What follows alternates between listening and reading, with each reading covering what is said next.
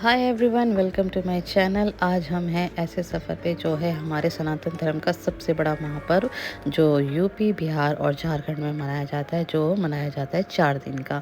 जिसमें पहला दिन होता है नहा खाए, जिसमें नहा खाए का ये पूरा खाना बनता है जो पीतल के बर्तनों में या मिट्टी के बर्तनों में ही बनाया जाता है, जो व्रत करते हैं।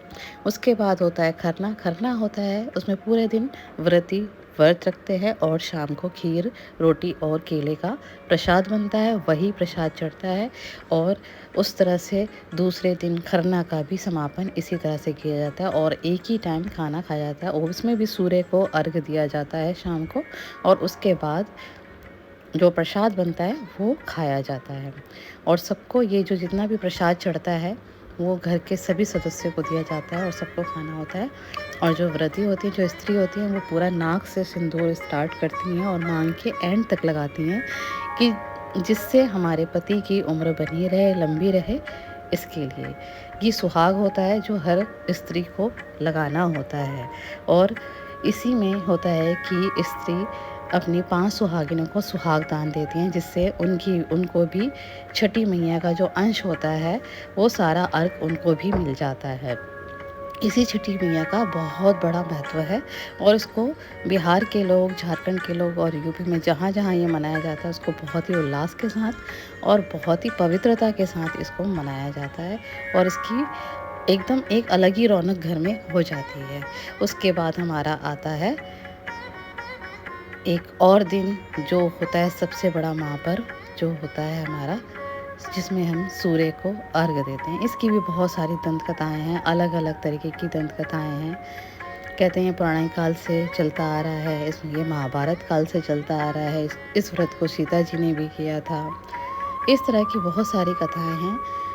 लेकिन एक्चुअल में ये क्या है, कैसे छठी मैया या छठ पूजा कैसे इसका उदित हुआ, कैसे ये आया और कैसे भारत के सनातन धर्म में इसको प्रचलन मिला और कैसे ये विख्यात हुआ कि लोग जानने लगे कि हाँ, छठ पूजा भी एक तरह का महापर्व है। तो इसके बारे में हम जानेंगे और मैं इसकी सारी आपको जानकारी दूंगी कि कैसे कैसे होता है। ये 4 दिन का महापर्व होता है जिसमें पहले दिन हम ना खा करते हैं, दूसरे दिन खरना होता है जहाँ पे खीर पूड़ी करके हम खा के माता का और सूर्य भगवान का आशीर्वाद लेते हैं और पूरे घर की सुख शांति के लिए हाँ ये व्रत करते हैं। उसके बाद तीसरे दिन क्या होता है कि पूड़ी, ठेकुआ ये सब बनता है, जो पहले बहुत ज़माने से चलता आ रहा है कि गेहूं को पीस के, जाता में पीस के और उससे ये प्रसाद बनाया जाता था। पहले तो मिट्टी के चूल्हे पे ही बनाया जाता था, अब थोड़ा सा एडवांस टेक्नोलॉजी आ गई तो लोग चूल्हे पे जलाते हैं। अदरवाइज़ मैंने स्टार्टिंग से ही अपनी मम्मी के साथ वैसे ही करा है। लकड़ी के चूल्हे में, मतलब मिट्टी का पहले चूल्हा बनाया जाता था और उस पे ये सब बनता था और पूरे दिन जितने भी होते थे सुहागिन लड़कियां जो भी हैं मिलके ठेकुआ पूड़ी बनाया जाता था। और वो सिर्फ चढ़ाने के लिए नहीं, बांटने के लिए भी बनाया जाता है। तो मतलब बहुत ही एक ह्यूज क्वांटिटी में इसको बनाया जाता है, 10 किलो 20 किलो, और लोगों को बांटा जाता है। इसका मेन जो प्रसाद है वो ठेकुआ पूड़ी ही होता है।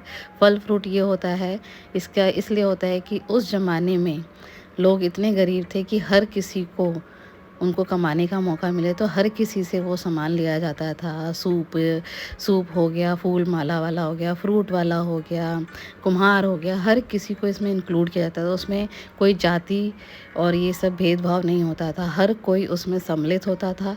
और आज की ये माना जाता है कि ये ही एक ऐसा पर्व है जिसमें हर जाति के लोग इसमें सम्मिलित होते हैं, क्योंकि हमें नहीं पता होता है कि कौन सा सामान कौन, उसमें मुस्लिम भी होते हैं, शेड्यूल कास्ट भी होते हैं, हर किसी को ये पूरी एकता, मतलब इक्वल, एक समानता का अधिकार सबको मिलता था जब वो छठ पर्व मनाया जाता था। ये छठ पर्व होता है जिसमें हम ढलते हुए सूरज और उगते हुए सूरज को जल देते हैं और अंजूरी में, मतलब दोनों हाथों से हम उनको अर्घ देते हैं। तो इसकी बहुत बड़ी मान्यता है। कहा जाता है कि पहली बार ये जो प्रचलन हुआ था, ये जो प्रथा चली थी, वो कर्ण के द्वारा चली थी, जो महाभारत काल से, क्योंकि वो सूर्य पुत्र थे और सूर्य पुत्र थे कर्ण, तो वो एवरी डे, मतलब प्रतिदिन वो जल में खड़े होकर, कमर के कमर तक पानी में खड़े होके सूर्य भगवान को अर्घ देते थे, दोनों अंजुलियों से, दोनों हाथों से। तो सूर्य को अर्घ इसी तरह से दिया जाता है और उसकी प्रथा आज तक चली आ रही है कि सूर्य को अर्घ आज भी ऐसे ही दिया जाता है, पानी में खड़े होकर या पानी के जल से उनको अर्घ दिया जाता है। इसकी बहुत सारी कथाएं हैं, बहुत सारी कहानियां हैं कि और ये मान्यता है कि जो सूर्य देव और छठी मैया दोनों भाई बहन थे, इसलिए उन दोनों की पूजा एक साथ की जाती है। इस व्रत का प्रारंभ बिहार से ही हुआ है। बिहार में, जिसे आज लोग भागलपुर के नाम से जानते हैं, वो पहले अंग प्रदेश कहलाता था, जिसके राजा कर्ण थे और कर्ण ही सूर्यपुत्र थे और वो वहीं नदी के किनारे एवरीडे प्रतिदिन वहाँ जाके सूर्य को अर्घ देते थे। वो प्रचलन तभी से स्टार्ट हुआ।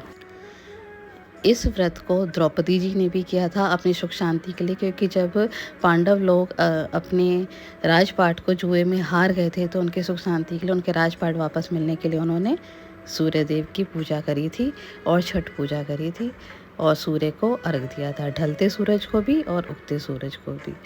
तो उगते सूरज और ढलते सूरज का मतलब यहाँ पर ये होता है, ये प्रतीत करता है, ये बताता है कि जब किसी चीज़ का अस्त होता है, मतलब हम हार जाते हैं, तो उसको विजय भी प्राप्त होती है, लेकिन थोड़ा समय लगता है। तो इसीलिए हमें हारना नहीं चाहिए। तो जिसका अस्त होता है तो उसका उदय भी संभव है और होना ही है। इसीलिए ये एक अखंडता का प्रतीक है। ये सूर्य भगवान जी ने प्रतिदिन उगना है और डूबना है। तो मतलब ये पर्व कार्तिक मास में चतुर्थी के दिन स्टार्ट होता है। प्रारंभ इसका चतुर्थी दिन के होता है और सप्तमी को इसका समापन होता है। ये 4 दिन को चलने वाला पर्व सिर्फ सूर्य भगवान और छठी मैया को समर्पित है। ये ऐसा क्यों हुआ था, किस लिए हुआ था, इसकी क्या वजह थी कि ये ऐसा व्रत बना और इसको किसने सबसे पहले किया था? कहा जाता है कि इसमें राजा प्रियव्रत, जो इनका नाम प्रियव्रत था, उन्होंने इस व्रत को किया था। सीता माता ने किया था, द्रौपदी जी ने किया था। इसके बारे में किसने बताया था? इसके बारे में उनको ऋषि कश्यप ने बताया था। प्रियव्रत जो राजा थे उनको बताया गया था जब उनको कोई संतान नहीं होती। सबसे बड़ा ये पर्व इसलिए मनाया जाता है कि संतान की प्राप्ति के लिए, संतान की लंबी उम्र के लिए, क्योंकि इसमें ये क्या होता है कि संतान की ही प्राप्ति के लिए ही ये सबसे पहले व्रत किया गया था और इसको राजा प्रियव्रत ने और उनकी रानी ने मिलकर किया था, क्योंकि जब उनको संतान हुई थी तो मरी हुई पैदा हुई थी, तो संतान की प्राप्ति के लिए व्रत किया गया था। और ये दो टाइम होता है। हमने शाम का अर्घ दिया, शाम को अर्घ दे के हमने वेदी के प्रणाम किया, छठी माता को प्रणाम करके हम वापस आए और अब हम सुबह की तैयारी में लग गए और हम फिर सुबह वापस आएंगे और फिर हम सुबह फिर से सूर्य उदय का इंतज़ार करेंगे और उनकी पूजा करेंगे। द्रौपदी जी ने किया था क्योंकि पांडव जुए में हार गए थे, तो उनको भी ऋषि ने ही उनको बोला था कि आप ये व्रत करिए, सूर्य भगवान से मांगे, क्योंकि वो हमेशा ऐसा वरदान देते हैं जो हमेशा एक शक्तिशाली और प्रोटेक्टिव होता है और हर किसी को वो मतलब अच्छा वरदान देते हैं। और इसीलिए द्रौपदी जी ने किया था उस अपने घर की सुख शांति के लिए, राजपाट वापस मिलने के लिए, तो वो उनको भी वापस मिला। सीता माता ने किया क्योंकि रामचंद्र भगवान जब उन्होंने रावण का वध किया था तो उनको ब्रह्म हत्या का पाप लगा था, तो उस पाप से मुक्त होने के लिए उनको ऋषि जी ने, उनके वहाँ ऋषि जो थे, उन्होंने उनको बोला कि आप ये व्रत करेंगे तो आपका ये पाप मुक्त हो जाएगा। ये 4 दिन का आप सूर्यदेव से वरदान मांगे, क्योंकि सूर्यदेव किसी को निराश नहीं करते, क्योंकि उनको सिर्फ अर्घ पानी में ही खड़ा के दिया जाता है। तो इस तरह से बहुत सारी कथाओं के साथ ये महापर्व मनाया गया। धीरे धीरे पहले बिहार में बहुत ज़्यादा, बिहार का तो सबसे प्रमुख दिवाली से ज़्यादा इसको मनाया जाता है। प्रमुख हमने बचपन से यही सीखा कि दिवाली से ज़्यादा इम्पोर्टेंट हमारे लिए छठ होता था और हम सोचते थे छठ कब आएगा। मैं यही देखते हुए बड़ी हुई हूँ, तो मेरे लिए छठ पूजा एक बहुत बड़ा महापर्व और हमारे लिए सबसे इम्पॉर्टेंट पर्व माना जाता है।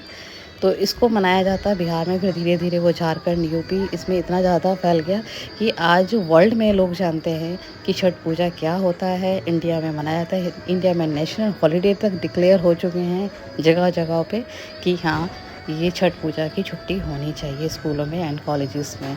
एंड और उसके बाद लोगों में इतनी ज़्यादा अब लोग जानते हैं कि व्हाट इज़ बिहारी और बिहार का क्या चीज़ प्रमुख है, क्या चीज़ litti chokha and Chhath Puja and बहुत सारी चीज़ें हैं जो बिहार से रिलेट करती हैं। बिहार के लोग बहुत ज़्यादा मतलब टैलेंटेड होते हैं, आईएएस ऑफिसर होते हैं, जो भी है लोग ये कहते हैं। तो ये सारी चीज़ें हमारी सारी बिहार से आई हैं। तो इतना पॉपुलर पहले नहीं था ये छठ पूजा जितना अब है। और ये पूरा हम ऐसा सूप तैयार करते हैं, पूरा डाला तैयार करते हैं छठ पूजा में। हर किसी से ये ख़रीद के आया जाता है। पनवारी से पान आता है और जहाँ-जहाँ से जो चीज़ खरीदी जाती है, मतलब ये समानता और एकता का प्रतीक माना जाता है छठ पूजा को, जहाँ पे हर हर एक छोटे से छोटा वर्ग और सबसे हाई स्टैंडर्ड के लोग भी एक ही जगह, एक ही धरती पे बैठ के पूजा करते हैं और उसके बाद उसी पानी में खड़े होके सब सूर्य छठी मैया को अर्घ देते हैं। इससे ये क्या होता है कि ये पौराणिक काल से ये चलता आ रहा है कि तब भी कोई भेदभाव नहीं होता था, कोई बड़ा छोटा नहीं होता था। सूर्य देव जैसे हमेशा अखंड हैं, धरती पलट सकती है, संसार इधर से उधर हो सकता है, लेकिन सूर्य देव अपना उगना और डूबना कभी नहीं, मतलब ये बिल्कुल फ़िक्स है। मतलब उदय होगा तो अस्त भी होगा। तो ये है हर किसी का, ये इसे हमें बहुत एक लर्निंग, मतलब ये एक हमें लेसन मिलता है ये छठ पर्व से कि इसमें क्या-क्या चीज़ें होती हैं और ये किस लिए किया जाता है और इसकी क्या मान्यता है। सबसे बड़ी चीज़ होती है हमारे परिवार के वेलनेस के लिए सबसे ज़्यादा, बस इसीलिए ही ये पर्व किया गया है आज तक भी। और इसमें मान्यता है सिर्फ़ बच्चों की, संतान की प्राप्ति के लिए। जिन्हें नहीं होता है वो लोग करते हैं और जिनके होते हैं उनकी लंबी आयु के लिए करते हैं। ये सिर्फ़ बच्चों के लिए होता है क्योंकि जो सूर्य पुत्र थे कर्ण, वो उनके पुत्र थे और उनको उनको हमेशा सूर्य भगवान ने उनको लंबी आयु की और कुंडल और कवच दिया था। और सूर्य देव ने ही पुत्र के रूप में, कर्ण के रूप में उनको कुंती जी को वरदान दिया था। तो ये पर्व इसीलिए मनाया जाता है क्योंकि सूर्य संतान को प्राप्ति के लिए वरदान देते हैं। मिलती हूँ मैं नेक्स्ट वीडियो में। ऐसे ही बने रहिए मेरी वीडियो के साथ और लाइक शेयर सब्सक्राइब करना ना भूलें और बेल आइकन पे हिट जरूर करें। Thank you so much. मिलती हूँ नेक्स्ट वीडियो में।